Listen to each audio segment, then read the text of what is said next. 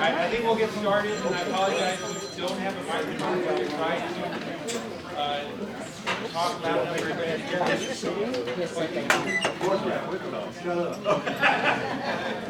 So as people are still filtering in, I think we got a couple more chairs up here in the front and on the side. Some chairs on this wall too. So please feel free to come on in. Would you call the silence your phone, please? Good idea. Then real quick, because there's a lot of folks here, we want to kind of go over some of the safety stuff so that way if something were to happen. All right, so let's get started. Number one, I appreciate everybody coming out tonight.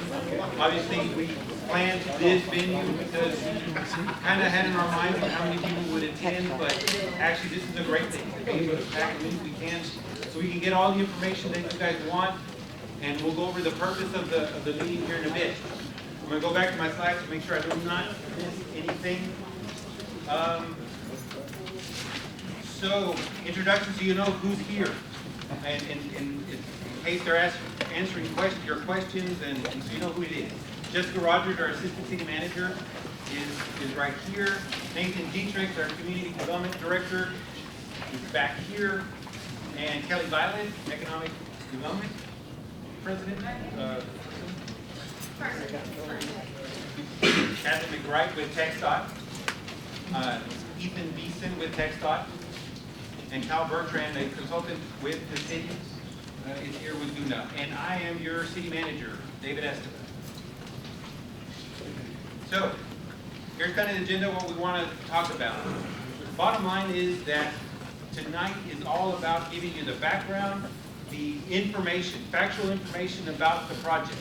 And as you know, you're here for the reconstruction project from 249 of 2920 all the way to Willow Street, about Concordia High School area, in which that is the total reconstruction of that roadway. And of course, Catherine will go kind of the history of how we got to this point. But I'll tell you right now, there's nothing set in stone. We are still in negotiations to approve the contracts with TXDot to be able to do it. The plans that you see out here are not set in concrete, literally. They are conceptual plans. These are the things that we are thinking based on the information and the studies that have happened. That's what we're looking at as these are the conceptual drawings. So I wanted to get that right out front, that there is still a lot of work to be done with this project. So like I said, the project overview will happen, give you the background, some of the things that we've done to already implement some of those plans that happened early on, as far back as 2008 and 2015.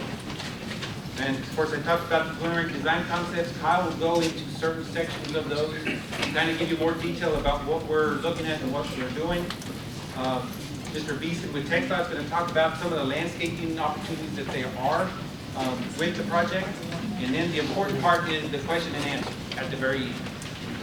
As far as the rules for the meeting, we do ask that we want to go through all of the information first, and then afterwards we're going to open it up to all for questions and comments.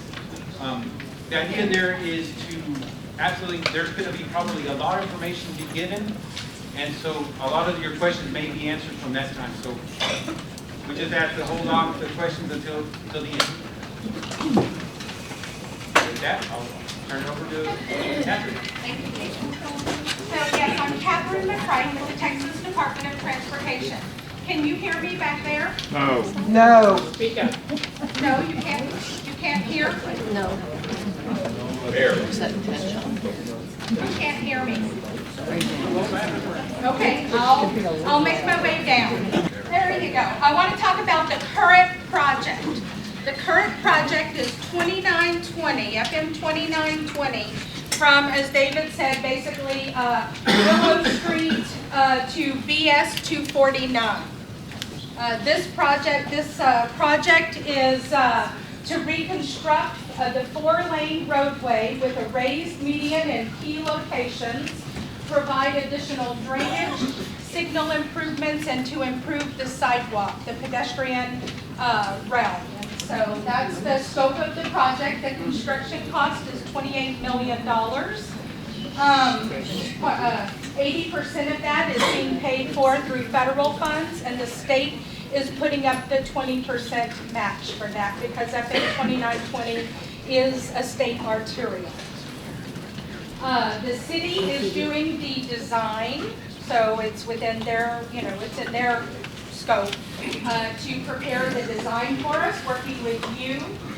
They're also going to have to adjust their own utilities. And then there's a statutory requirement that local governments have to contribute 10% for any right-of-way that is purchased. So that's a statutory requirement. Right now, the project is scheduled to let to construction in 2023. We have maybe a couple of seats over here if you want to sit down. And the project is scheduled to let in 2023. That could change. That could change based on our negotiations with the city and funding. So in the construction time to do the reconstruction will be less than 2 years. The purpose of the project is to reduce crashes, to improve mobility, and to provide for safer pedestrian accommodations. Next slide. So, let me give you a little bit of the history of this. Back in 2007, the City of Tomball applied for a grant with the Metropolitan Planning Organization for the Houston-Galveston area, which is Harris and the 7 surrounding counties. The agency that serves as your Metropolitan Planning Organization, or MPO. Thank you. Can you hear me? None. Or pedestrian accident. I checked. Hello? Hello? Hello? I think I was doing better on my own. Hello? There you go. Is this better? Go ahead and turn it up a little bit more. Yeah, they say a lot more. They don't have to spin on the floor.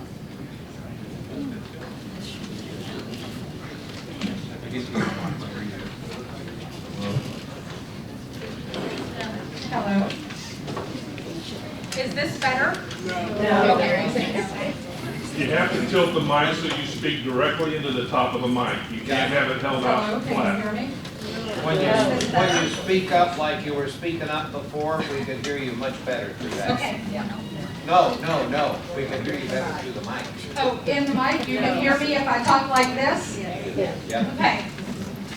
So the Metropolitan Planning Organization is your MPO for the Houston-Galveston region. That organization is called the Houston-Galveston Area Council, or HGAC.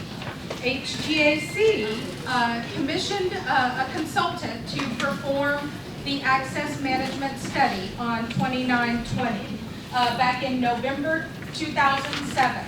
The limits of that project, that study, the facility was FM 2920. The limits were from I-45 north, basically to US 290 over near the city of Waller. That's a 32-mile segment of roadway. So it's a very long roadway that traverses I-45, 249, and connects to US 290. So an interstate and a US highway. The purpose of the study was to identify access management treatments that reduce crashes, reduce congestion, and consider economic vitality and economic development. The deliverable in that study was to identify short, medium, and long-range improvement concepts that will improve safety, mobility, reduce motorist delay, reduce crash rate, enhance land use, and preserve long-term property value. It also said that it would provide for pedestrian connectivity as well as aesthetic and landscaping treatments in order to stimulate economic. We can't hear you back here. We're having a real hard time hearing you back here. You need to place it all over up there. I will.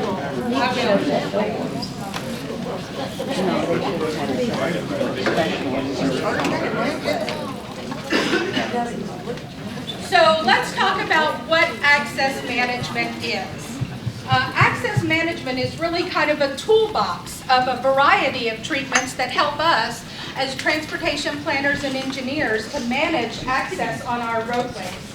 The official definition, according to the Transportation Research Board, is the systematic control of the location, spacing, design, and operation of driveways, median openings, interchanges, and street connections to a roadway.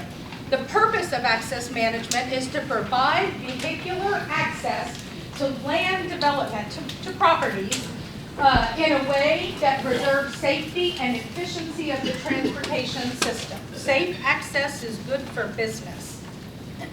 What's in the toolbox? I've just listed a few treatments up there that we use frequently when we do access management, and we've implemented these access management studies and these treatments on a variety of roads throughout the region, the 8-county region that I talked to you about earlier. Probably some roadways that you've seen. Westheimer, also known as FM 1093. We did it from basically 610 to State Highway 6. 1960, State Highway 6. We've basically gone from 45 north along 1960 all the way around to State Highway 6 down to 45 south, and we've access managed the entire facility. And we've done FM 518. We recently did State Highway 105 through the City of Conroe. You may have seen it inside Loop 337. Why are we doing this? You get a lot of bang for the buck. We have reduced, in fact, we asked HGAC, and they went back and did an evaluation of phase 1 implementation. So basically what we asked them to do is, we've implemented on 3 facilities, 1960, Westheimer, and 518. Let's go back and look, did we actually achieve those objectives? Did we actually reduce crashes, improve mobility, and how was, the economic, what's the economic situation like now that we've implemented those? So Texas Transportation Institute through Texas A&M University actually did it. HJC hired them, not the state. And Texas A&M went out and looked at the 3 facilities. And in every case, we reduced crashes, we improved mobility, and the sales tax receipts stayed the same or grew over that same amount of time. And so if you think about one of the most unpopular treatments, the range median, that we talk about up there, I know they're not popular. I mean, let's just say they're not. And they haven't been popular in any corridor that we've implemented that have come in. But you know what has happened? Not one head-on collision. T-bone crashes have gone down dramatically. Okay, those are the 2 most severe type of crashes that happen when you have a roadway where you have 4 lanes of traffic and vehicles trying to cut across. So, safety is our #1 priority, and that's why we're doing these. There's empirical evidence at the federal level, as well as, I just told you, we've also done an evaluation of the treatments that we've implemented and found that we were successful. Somebody has bells. Next slide.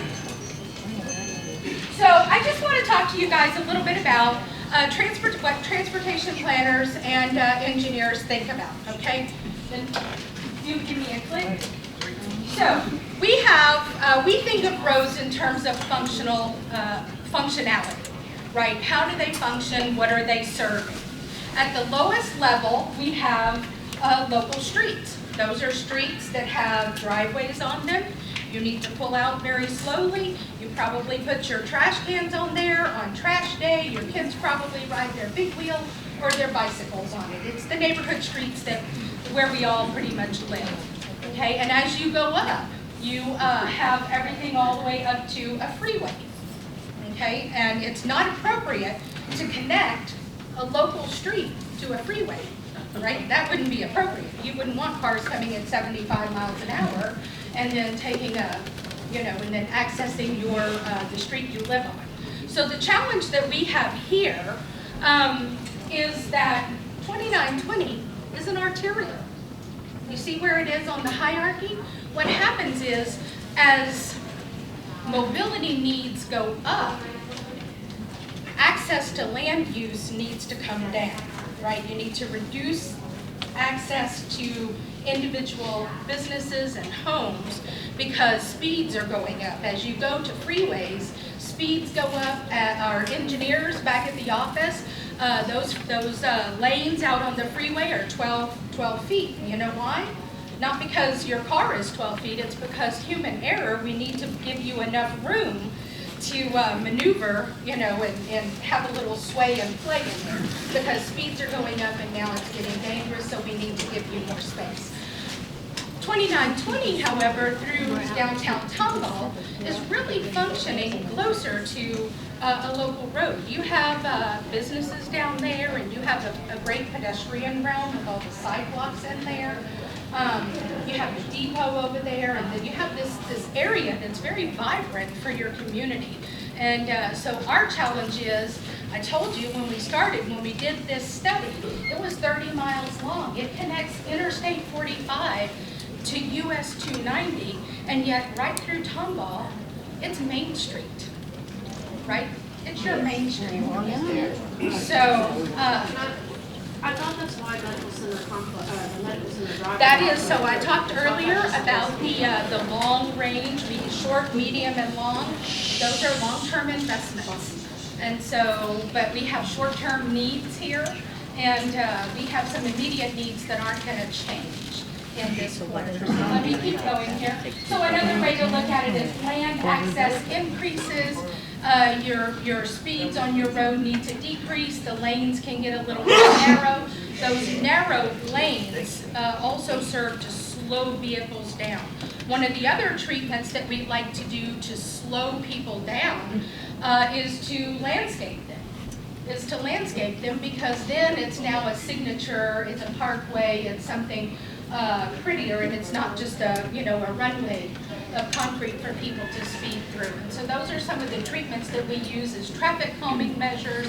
And again, the medians, we can landscape them and do other things to again make it an area where people want to slow down and be a little more calm when they're driving. Next slide. So again, talking about medians, raised medians. Again, I said I know they're very unpopular. And when we did them on 1960, they were unpopular. Everywhere we've done them, they are unpopular. Change is hard. It really is. But if you look at this graphic right here, you can see that a full intersection has, and I'll tell you, it has 32 conflict points when you have an intersection. So everywhere where those lines are crossing, that's a conflict point, and that's a potential crash. When you do a raised median, and you restrict that cross access, you basically have 4 conflict points. So again, we need to provide mobility, we need to provide ways for people to get where they need to go, but we also want to provide it in the safest way possible. Please be quiet so everybody can hear. Thank you. Real quick, medians also provide pedestrian refuge. So that if somebody wanted to cross mid-block, not walk all the way down to the signal, cross and then come all the way back up to the store they wanted. I'm on one side, I want to go to that store right there. If they chose to cut across the roadway, at least a raised median in the middle would provide the pedestrian refuge where they could stand and wait. So they're not having to make a decision about traffic moving both directions. They can worry about one traffic on one side, cut across, they can wait, and then when they can safely do so, they can cut across the other 4 lanes, or other 2 lanes. Okay. So let's look at 2920, what we knew back in 2008 when we completed this study. Tomball, the area in Tomball, the area in question that we're here talking to you about, was the worst area along the entire 2920 corridor in terms of crashes, in terms of mobility, in terms of driveway densities. So for every driveway along 2920, that also creates an opportunity for a conflict, right? Cars to crash. And so in every one of those measures that we look at, Tomball this section wasn't performing very well. And you can see the area between 249 and Huffsmith was classified as severe. So the lines on there, when we measure crashes, not only total crashes. Yes, we look at total crashes, but we also measure crashes on a roadway against crashes on a similar type facility. So we look at like a statewide average of crashes on a similar type facility. So if we found another 4-lane undivided roadway in another area, what are the average crashes there? All of that gets rolled up, and so we have an average crash rate, and then we measure an individual facility against that average. This section of 2920 scored really poorly. And so obviously safety, I started out this meeting by saying safety is our #1 priority, and it is. And when we see data like this, we're still compelled to, we feel compelled to do something. Again, if you look at the driveway densities, this same section, super high. And so again, it's correlated that the number of driveways is correlated to an increase in crashes. Correlation isn't causation, but it is an indication that there could be a problem. And then if you look at the level of service, so we grade the performance of roadways based on what's called level of service. And we give level of service a grade of A, B, C, D, E, and F. Level of service F is basically failure. What that means is you're in complete gridlock. And so this section of the roadway actually scored a level of service F. And we think we can do better. And we think we can make it better. You can't, because it used to be 45 miles an hour from the railroad tracks to 2978. Y'all changed it to 30 miles an hour, so that helped us a lot. And then 2978 has been repaired and done, and it's now on 4-lane road going left. So this is from 2008, and all of that's been done since 2008. Right, and Kyle can talk a little bit about that later on, but again, we've looked at the numbers and they're still above the statewide average. There's still a problem out there. Now we didn't look at 2020 and 2021 because obviously that's an outlier. Those years are an outlier, but when you go back and look at the data from more recent years, and you look at those 5-year averages, and you look at post some improvements, we still have a problem. Have you looked at the changes based on 99 actually being open and 249 open? Just a reminder, let's hold off with the questions because we're going to try to write them down because then we're going to compile them. And so that way we'll repeat them, so that way everybody can hear what the question is and then put the answers. So, thank you. So what did we do back then in terms of public involvement? We had a steering committee made up of subject matter experts from your local MPO, from TXDot, from the cities of Tomball and Waller, as well as the county. The purpose of the steering committee is to help the consultant and guide the technical aspects of the study. We held around a series of public meetings because of the long corridor. We basically presented the same information in 2 locations in the corridor to give everybody a fair travel time to get to a public meeting. And then we had stakeholder meetings where in these types of improvements, we always meet. EMS is automatically, and let me just say, first responders, including EMS, fire, and police. We always meet with them separately, and we meet with them after we've developed the proposed improvements, but before we take it to the second public meeting. So before we show the public the proposed improvements, we meet with those first responders because we want feedback from them first so we can make any changes in the improvements before we show it to the public and we know that we've incorporated that. We usually also look for other bicycle interests like that. We look for other stakeholders in the community to meet with. And then the access management recommendations. So some of the recommendations for this area, we looked at, obviously there is a raised median. The right-of-way widths vary in here, and so the improvements also have to vary. But we looked at removing the on-street parking and providing off-street parking with adequate signage. Add wayfinding for businesses, introduce a raised median with pedestrian refuge, provide channelized left turns, consolidate driveways, widen and improve the sidewalks, update and synchronize traffic signals, improve street signage, provide block numbers, add innovative pavement markings for railroad and pedestrian crossings, and improve parallel east-west facilities and a reroute for the traffic. And so one of the things we heard when we went to the second meeting, the second round of public meetings, some of the stuff that we heard, especially from the businesses on Main Street in downtown Tomball, there was a lot of concern raised about eliminating the on-street parking and some of the changes that we're talking to you, tonight about. And so once we heard their concerns, we kind of put a hold on the improvement recommendations, and we issued a new work authorization for a different scope to address the specific concerns that we heard from the City of Tomball and from the businesses along 2920. That's called the Livable Center Study.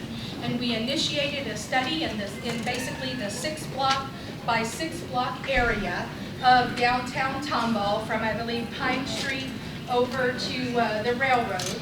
And said, let's talk about what your concerns are.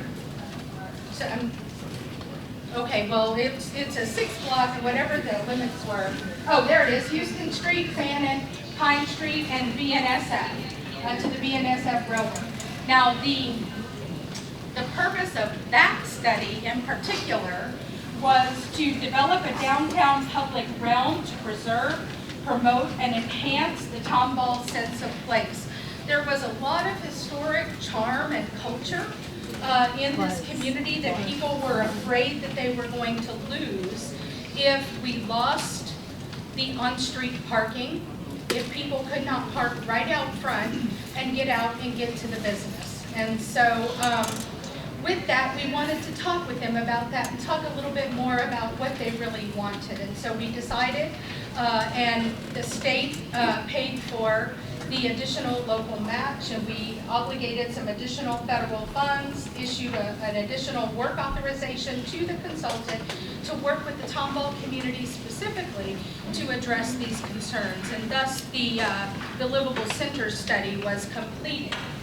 Again, the idea was to preserve the eclectic and historic charm, promote diverse and balanced mixed use and commercial development where people can live, work, and play. So the Livable Center study, we did something similar, but on a scaled down area, because as we were talking, this is a 6 by 6 block service area or study area that we were looking at. And so the steering committee that we had was really just focused on Tomball and a meeting with the businesses in that area. We held a community vision workshop to talk about what the needs are of Tomball. And then we came back and proposed some improvements in that 6 by 6 area. The City of Tomball liked what came out of there so much that they immediately began implementing some of it. And they're going to talk to you about that in just a little bit. Suffice it to say, though, this has been, it's a 32-mile corridor that we studied. We have been implementing various recommendations that came out of that study since the study was completed. So we've made some improvements initially to the west and on 2920 because we had some severe type crashes out there at the intersections especially, and we needed to make some improvements there. We've been doing some improvements down by 45, trying to solve some problems there and at Kirkendall. And we have money right now to do some additional improvements east of here, between here and 45. So if you guys have been looking, I saw some people shaking their head when I said Houston Galveston Area Council. If you've been looking, you know that we've been submitting applications for funding for federal funding. The state, we need the money too, so we have to submit applications for these projects. And the projects go through, and if the applications for funding go through an evaluation to determine if they meet the region's goals of mobility, safety, and other things. So we have to demonstrate not only through our study, but also in the application process, how we're going to achieve the goals of the regional goals for transportation.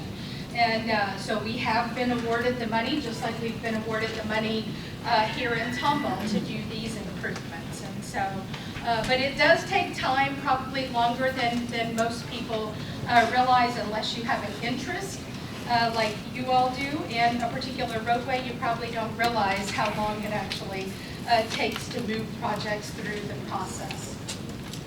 So next, so here are the recommendations that came out of that. I believe that the city is going to talk to you a little bit more about what they've done with respect to the Livable Citrus study and the improvement recommendations that were there. And that's it. This is our goal. This is our mission in the street. And vision zero fatalities, reduce crashes, safety. So I'll turn it over. Thank you, Catherine. Good evening, everybody. You guys all hear me at the back? Yes. Great. My name is Nathan Dietrich, and I wanted to take this as an opportunity. I've only been here in Tomball for the last maybe 5.5 to 6.5 months, and so I just wanted to say hello and how glad I'm so happy to be here, and happy to be a part of this project.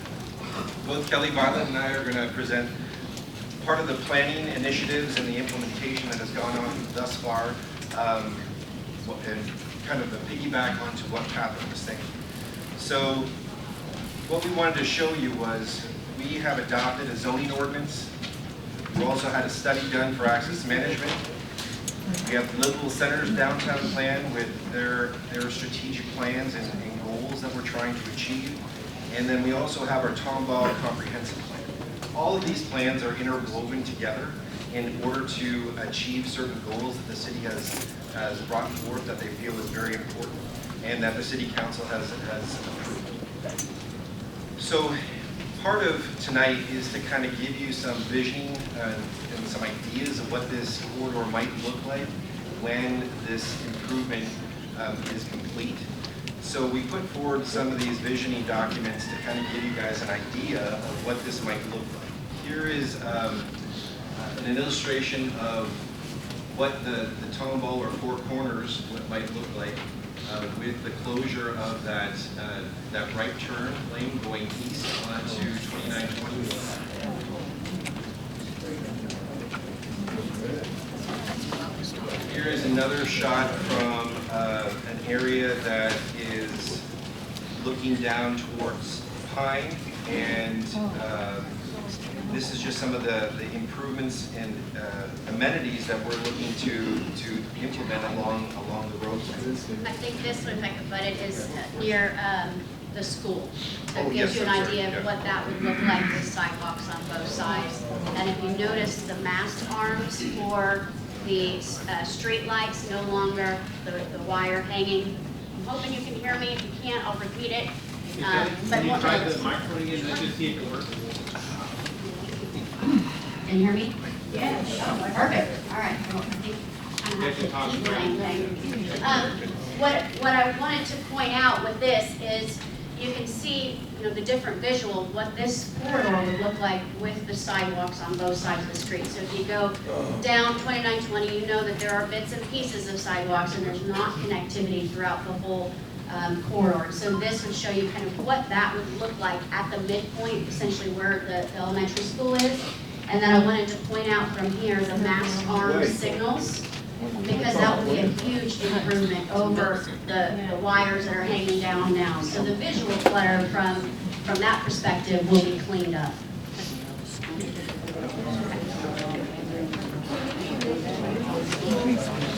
Yes, sorry. Yes. So this is another shot from the Pine Street looking east. So if you're at Pine Street intersection and you're looking east, this is kind of an idea of what you would look at, with the widened sidewalks, and again with some furnishings, and again the new types of light standards that we would be implementing along this part of the road. Where would those trees be? Yeah, how do they get? That's an artist rendition. I understand, and we're going to get to that in a little bit, ma'am, and then we can have those conversations right at the end. I promise. We'll get Can you there. speak a little louder? Yeah, no problem. Sorry about that. So here is another location viewing east on Pine. Again, just a different vantage point, just looking across the intersection itself. Again, focusing on that mast arm, removal of those wires hanging across the intersection there, and just some of the improvements to increase the aesthetic appeal of the downtown area. And now I'm going to pass it along to Kelly to finish on. So I want to talk a little bit back to livable centers, because livable centers really is what kind of pushed us forward in this process. So the goal of the livable center study was to activate the pedestrian realm, to provide amenities along your sidewalks, your areas where you can experience what downtown is, to provide public parking, and then also to enhance the depot area. So I want to talk about some of the implementation projects that the city has undertaken. You all know the on-street parking had been removed when TXDot did the resurfacing of 2920, and we were able then to channel people back to the public parking lots. So the removal of those on-street spaces, there were 76 spaces that were taken away. We were able to add 263 public parking spaces. So at the time of the study in 2009, we had 372 spaces in downtown. We currently have 559. Is that enough? Absolutely not. We want to have that problem, right? We want people to come in, but we've got to continue to work through the parking and look at options for parking and connectivity. Also, new sidewalks were constructed along portions of Commerce, Walnut, Market, and Lawrence. And then the Depot Plaza improvements. So the image on the left is an illustration from the Livable Center study. It was really kind of the master plan that drove the improvements in the depot. So things like the public restrooms, those weren't in place when we did this study. Those are things that came out of this.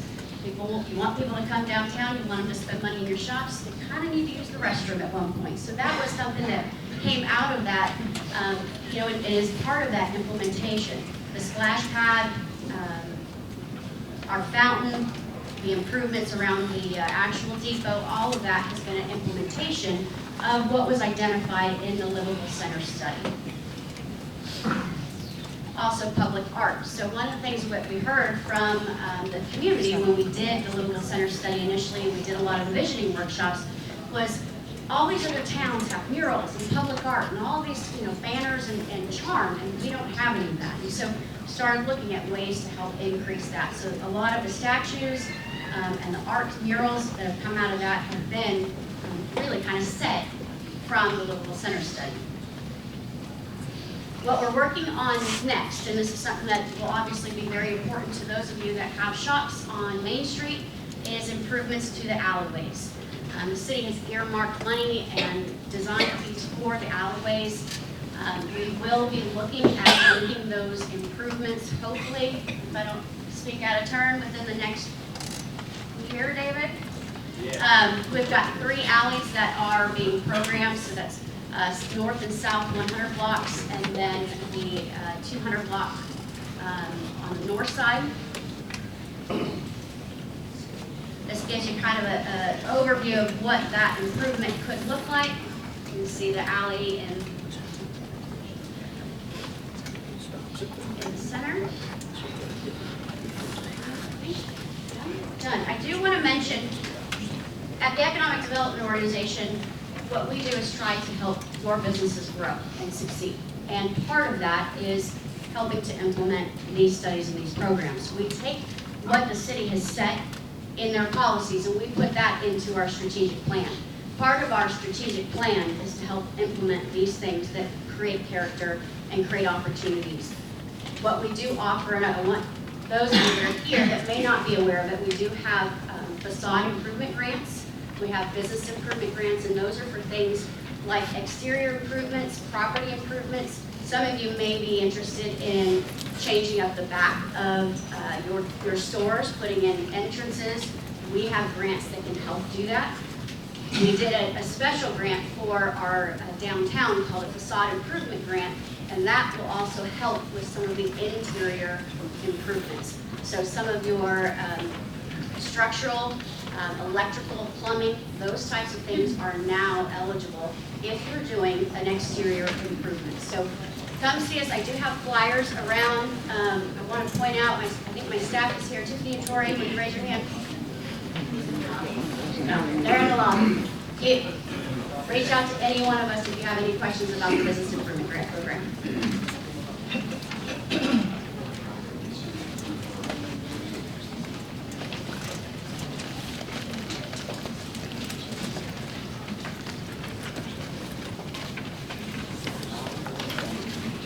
Well, while they're doing that, I'll just say that personally, Tomball has been a great partner to work with over these past years, and the fact that you see that you're already benefiting from some of the recommendations that were part of that Livable Centers shows,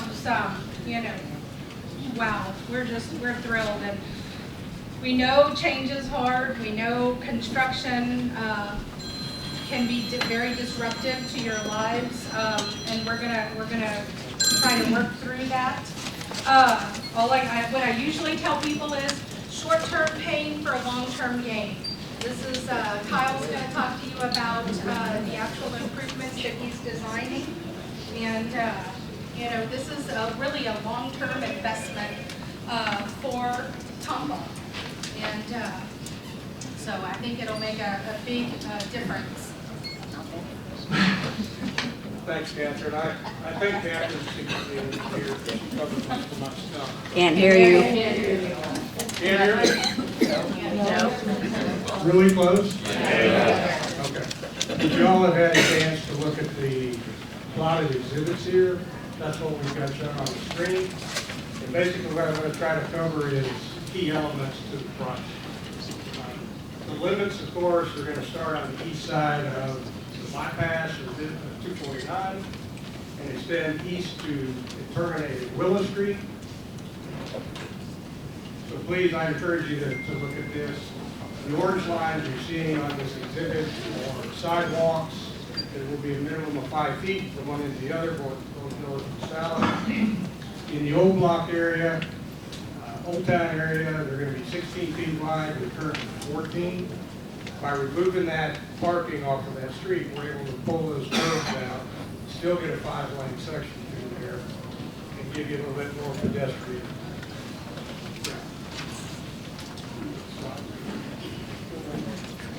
You know, we could probably see a lot better if we turned the lights off. The front lights would be. Especially when my stage is good.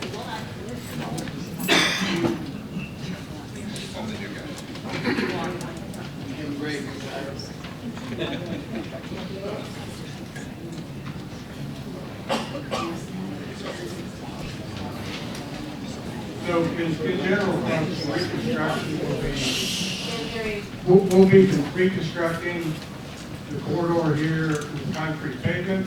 Again, we'll have 5-foot sidewalks as a minimum. In the Old Town area, they will be 16 feet. We will remove the northbound right turn at 249 and FM 2920, northbound right turn movement. We will improve the side street radiuses to aid in visibility for those turning movements and the vehicular size. We will complete the center turn lanes between School and Pine, as well as Sycamore down to Willow. Raised medians with pavers and possibly landscaping will be introduced. Pine to Elm Street, and then there'll be a short piece of median introduced on the east side of 249 Business and 29. Other improvements, of course, will be pedestrian lighting. We'll do some mass arc signals. The ladies previous to me covered some of that. There will be drainage improvements included in this, and we will integrate improvements or relocations for city utilities that are currently along this corridor per the city's planning documents. Could be replacement in kind or absorption.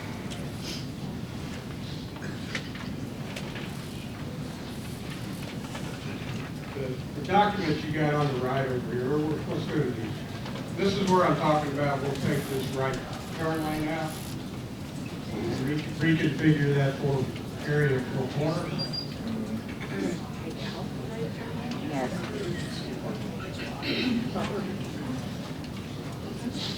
Safety. The crash data is very intense at that intersection.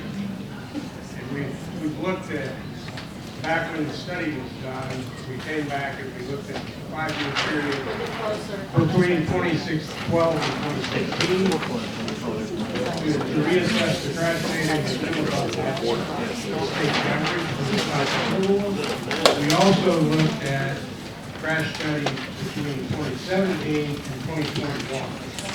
That shows that there was a slight improvement by taking parallel parking off.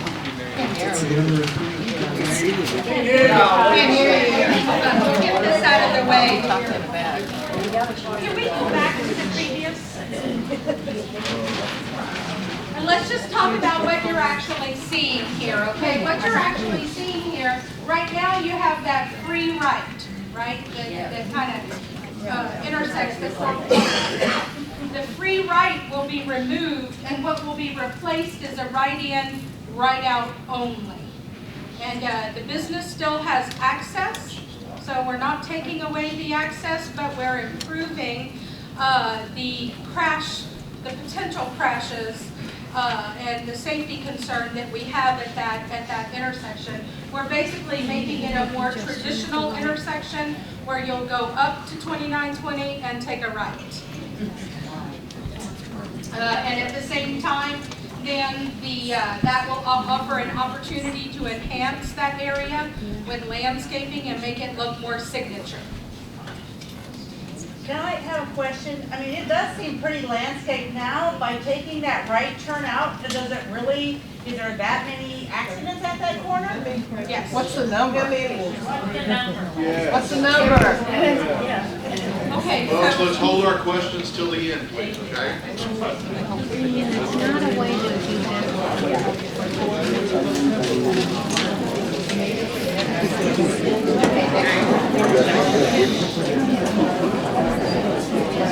Okay, on this slide,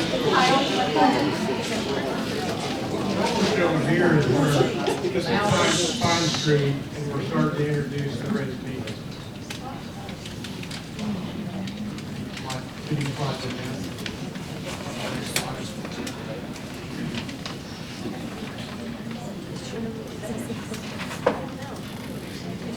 Is he talking?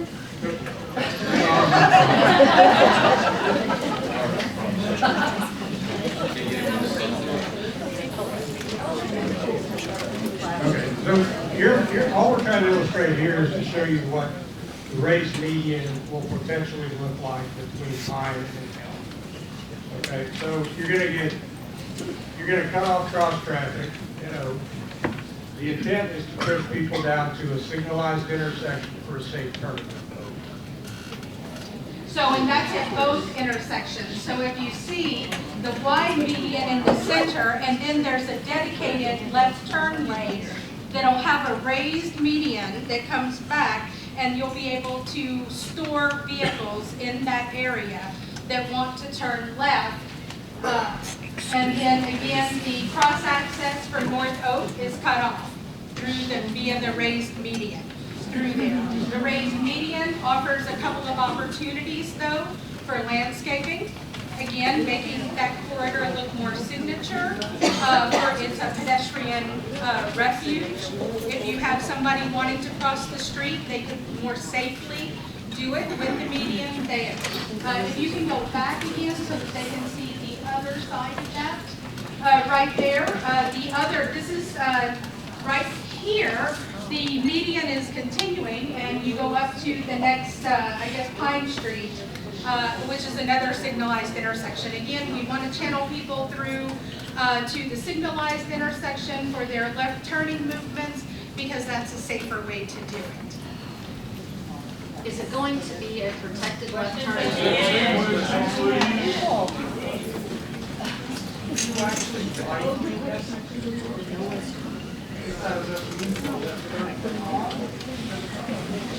Okay, this is the last block here between Walnut and Elm. And again, we've got the raised median introduced there. Beyond that, you go back to the center tunnel. And again, this is where the wider sidewalks are. You've got the raised median. There's a heavy pedestrian activity in these blocks, so it's really safe. And again, that raised median offers opportunities for landscaping and other things. So if we can, before Ethan talks, do you mind, Ethan? And now that we have those slides, why don't we go ahead and ask some questions, unless everybody wants to hear about landscaping and the trees. Then we can ask Ethan to cover. We can go back to the slides either way, but a lot of people have some fresh things on their mind.